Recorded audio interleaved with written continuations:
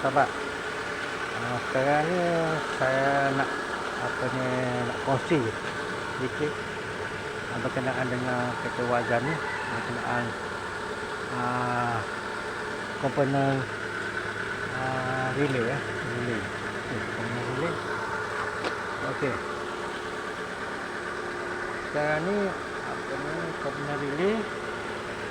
Yang ni okey.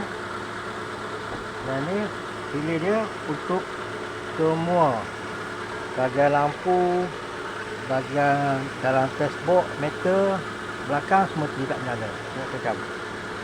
Okey. Okey, semua tidak menyala. Okey, semua tidak menyala. Termasuk dalam dashboard. Okey, tengok tak menyala.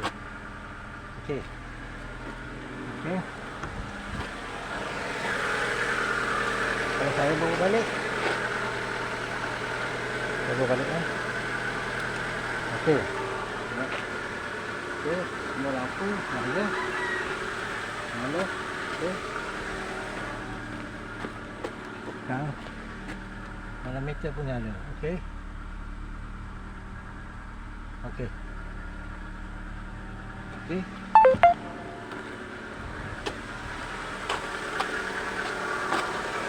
Dan untuk relay dan ini bahagian lampu,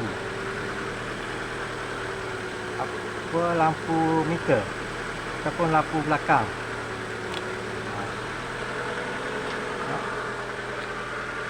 Okey, lampu ni ada. Bawah tak apa lah.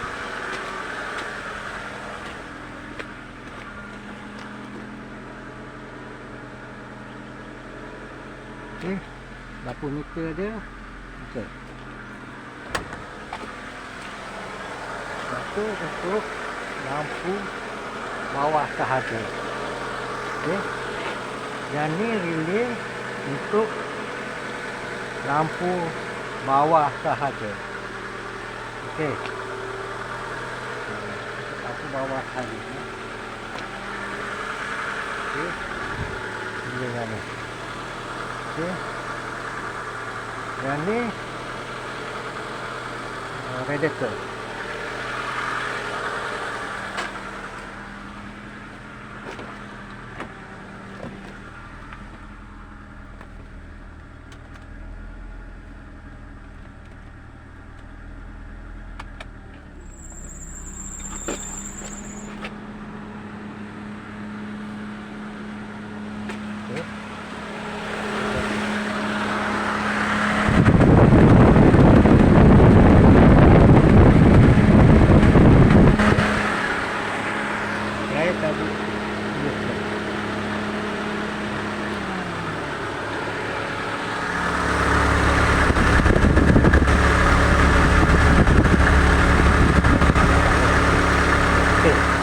Saya bawa balik.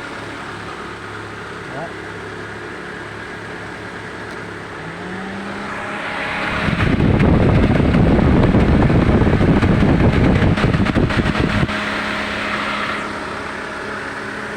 Untuk kereta wajar sahaja.